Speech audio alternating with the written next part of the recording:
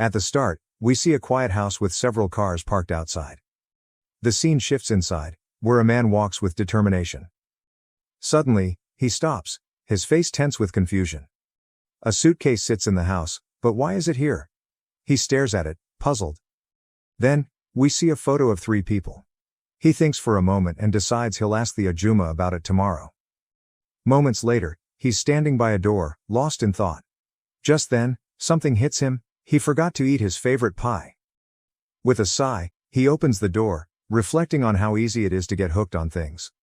Inside, a fan spins slowly, filling the room with a soft hum. His eyes scan the space and land on a woman sleeping peacefully. But he doesn't look happy about it. He needs something from her. Before waking her, he checks if she's really asleep. She doesn't react, either she's deep in sleep, or she's ignoring him. Realizing she won't budge, he shrugs, puts on his stylish earphone, and treats himself to a tasty pie. Morning arrives, and our bespectacled protagonist approaches the woman with a casual question. Did you sleep well?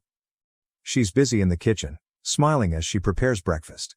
She tells him, she slept fine, just like him. Wanting to make him happy, she then tells him she's made a traditional Korean dish. But instead of excitement, the main character looks disappointed. He was expecting curry. The woman reminds him that he had curry yesterday and a little variety would be good for him.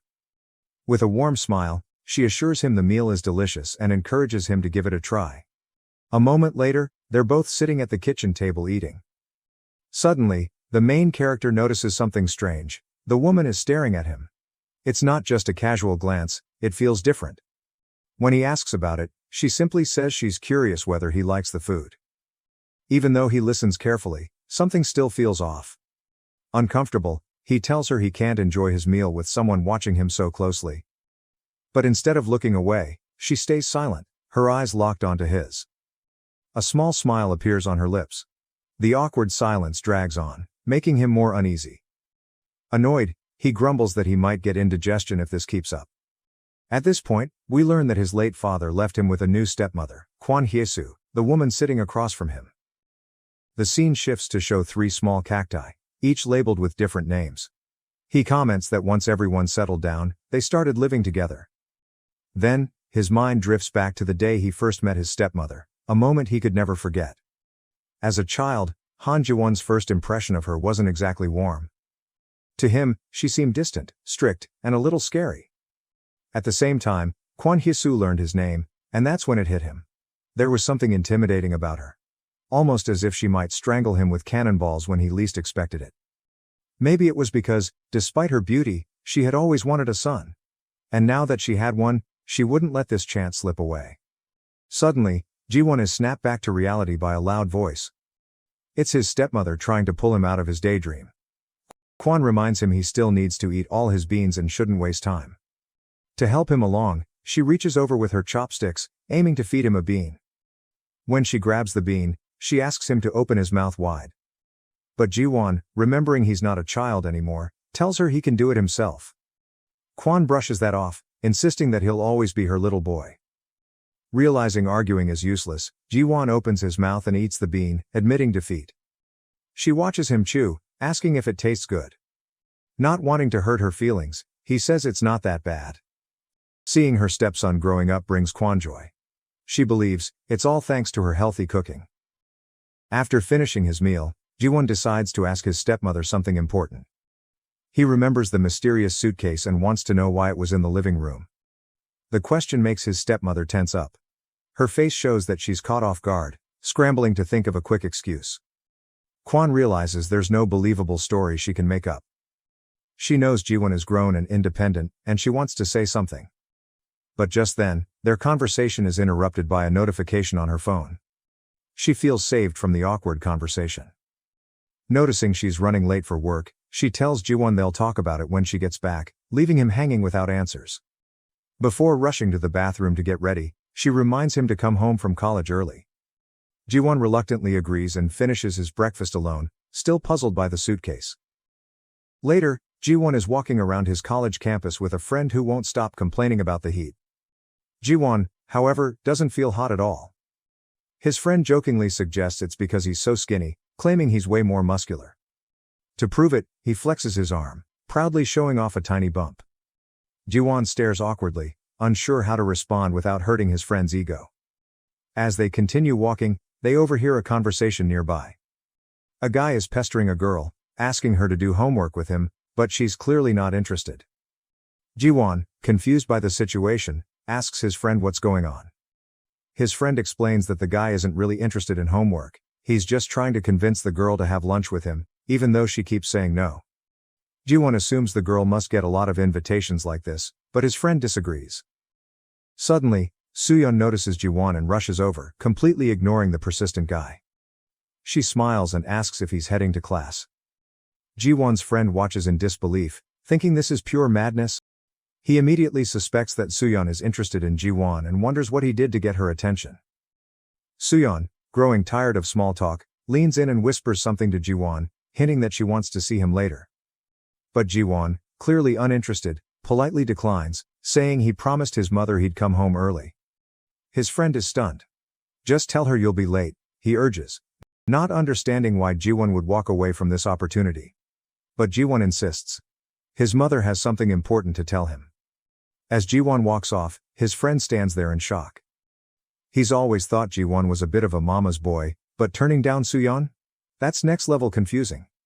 He just can't wrap his head around what Jiwon is thinking. On the bus ride home, Jiwon stares out the window, lost in thought. He remembers how his stepmother once promised to stay by his side until he went to college. But now, that promise feels distant, like something that was never truly said. The thought fills him with a quiet sadness.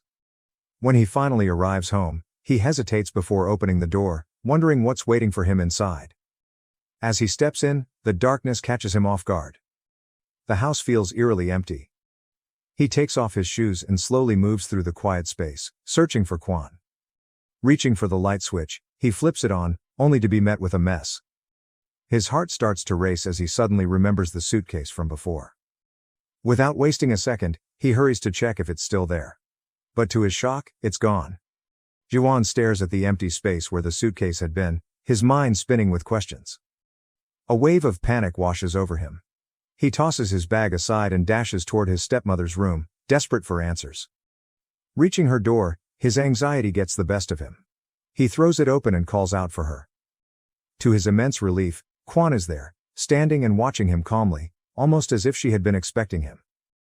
Seeing how distressed he is, she steps forward. "What's wrong?" she asks, noticing the sweat on his face. Jiwon doesn't answer. Instead, he suddenly pulls her into a tight hug, afraid that she might have left him. Kwon, taken aback, hesitates before gently asking, "What's going on?" His voice trembles as he explains that he thought she had gone after seeing the lights switched off and with the suitcase disappeared. His grip tightens as he begs her not to scare him like that again. Still feeling uneasy, he looks her in the eyes and pleads to make a promise that she won't leave. Kwon smiles softly and reassures him she won't. But Jiwon isn't done. After a brief pause, he hesitantly asks if he can stay with her. Kwon blinks, completely caught off guard. Jiwon admits that he doesn't want to be alone. His voice looked quieter even though the fear in his eyes is real. Kwon is shocked. She can't understand why this young man, who had always acted so independent, suddenly wants to stay by her side. But as she looks at him, she realizes, tonight, he isn't the confident college student. He's just a scared boy who doesn't want to be left behind. Fast forward some time, and we see the main character lying on the bed just about to drift off to sleep. But then, the door to his room slowly starts to open, and the light spills in from the hallway. It seems like someone is about to enter the room. And it turns out to be the stepmother. She tries her best to silently enter inside, but her actions eventually wake up main character. He's shocked to see her in the middle of the night. It was completely unexpected. The focus then shifts back to Kwon, who's now contemplating whether it was a good idea to listen to Jiwon's request. A moment later she lies down on the bed and goes to sleep. The two of them are in the same room. The main character can't seem to fall asleep. He's just staring at the ceiling, unable to believe that Kwon actually allowed him to sleep in that room. He starts to feel incredibly nervous. Jiwon then checks if his stepmother is asleep. And it appears to him that she has already slept. Realizing this, he decides to lean in and whisper something in her ear. Jiwon quietly tells them that he's been very worried that she might disappear after he goes to sleep. He also admits that he doesn't want to lose her, which is why he doesn't want to stray far from her. He understands that this might be an odd thing to say and that she might even despise him for it. But he makes it clear that whenever she's next to him, he feels these strange overwhelming emotions and he finds it hard to figure out what they mean. With this the chapter ends.